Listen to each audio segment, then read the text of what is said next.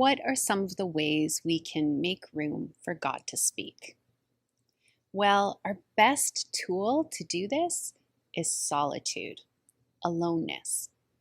In fact, the passage that Joe used for our teaching this morning says that Jesus went into the desert. And the word desert in this passage is Aramea in the original language.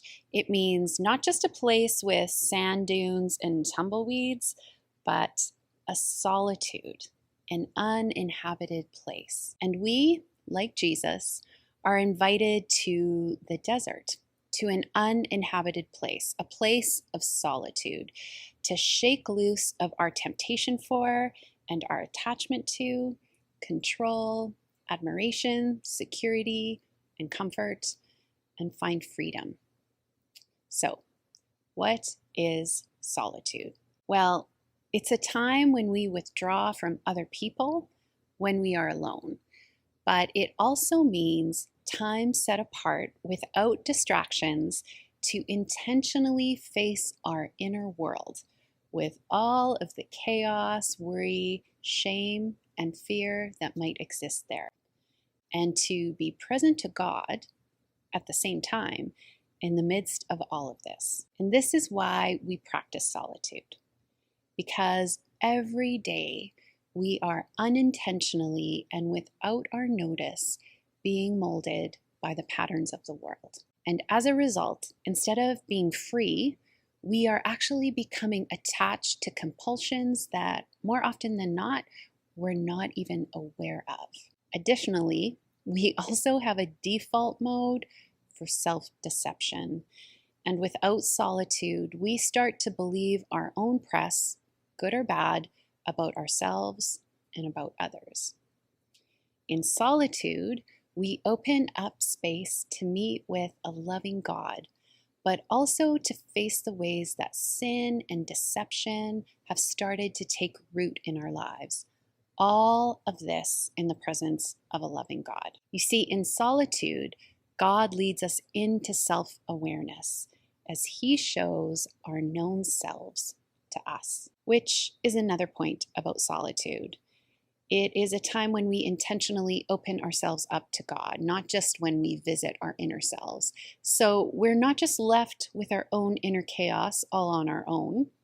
We are doing this along with God and in God's loving presence. Solitude for most of us is a scary invitation because what we face in solitude is what we spend most of our lives trying to avoid. But the fruit of it is that as we face what is lurking in the depths of our being, God realigns our identity and our motivations and our calling so that we can live freely and with compassion in the world.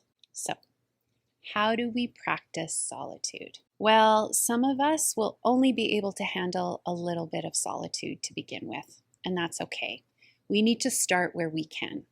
Some of us will start with 5 minutes, and some of us will be able to do a little longer, and all of us will be able to add time to our period of solitude as we learn to sink into it and trust God's presence with us. So if you're just starting with this practice, I encourage you to take stock of your life and find the times that are actually built into your life right now where you could practice aloneness or solitude. Perhaps you're up early in the morning or late at night. Maybe you have a commute to work, or maybe you have to sit in the car while your kids are at gymnastics or hockey practice. Decide to use this time as your desert place. Turn off the radio, turn off Netflix, put aside your phone, and enter into this time intentionally and prayerfully without agenda. You might also want to take some time to acknowledge the ways that you avoid being alone. Some of us might be on our phones all the time. Some of us might always need to have people around us. It might be really hard for us to leave our families, or we might have an addiction even to noise. I have the radio on a lot, and I've done this for years. And I acknowledge the fact that listening to the radio is a way that I avoid the feelings of isolation and loneliness when I'm by myself. If I were to turn the radio off, I would probably find lots of time for solitude. So, here's how you might practice your time of solitude. Let's say, for instance, the time you choose is your drive time. Once you're settled and on your way, you might start your time by praying a simple prayer. God, in this time of solitude, would you reveal to me who I really am, the one you see and love just as I am, and not some other person or cleaned up version of myself. And then just sit in the solitude and silence. Now, you may find that you have a lot of stuff bubble up. Anger and irritation with other people, shame about your past, fear and worry about your future. And that's actually a pretty normal experience. One teacher I sat under said that these times of prayer are a little like taking out the garbage. We have bags and bags of resentment and anger and grief and worry weighing us down. We've ignored and repressed these feelings, and it doesn't mean they don't exist. It's just kind of like hiding them in the garage.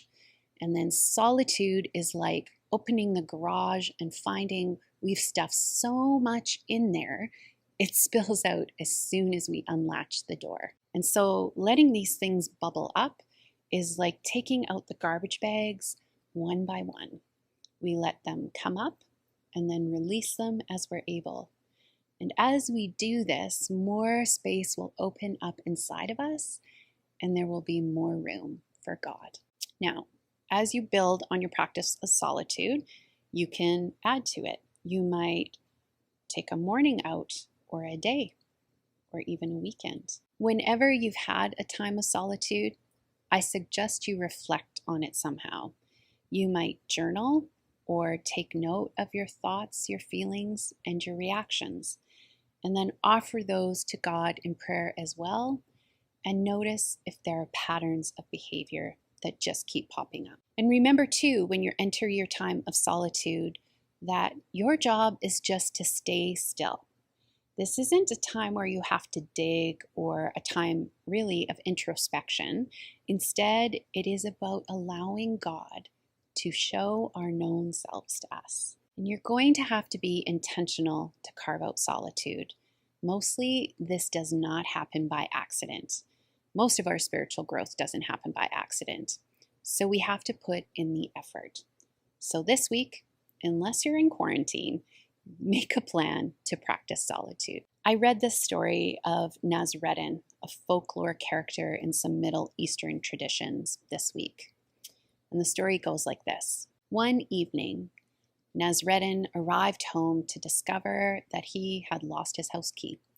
So he began searching for it and looking for it on the ground around him. As he searched, he realized that the light was better on the street under the street lamps, so he moved his search there. Then a neighbor passed by and asked Nasreddin what he was searching for. And Nasreddin replied, "My house key, I've lost it." After they searched for some time, the neighbor finally asked, "Where did you lose your house key?" And Nasreddin replied, "Well, I think I left it in the house." So the neighbor asked, "Then why are we searching out here?" "Because the light is better," Nasreddin replied. We're not unlike Nasreddin. We are tempted to search for what we need out there, where it is well lit, where we are familiar with the territory, when what we really need is in here, in the unexplored dark places. Solitude is our invitation to enter the dark, deserted, lonely place inside of us and find that as we do so, we discover the ground of reality is not the shaky things that we've built out here in the world, but in the unexplored places, the places we try to avoid. As we learn to visit these places in solitude, along with our loving God, I pray that we will find just what we're looking for.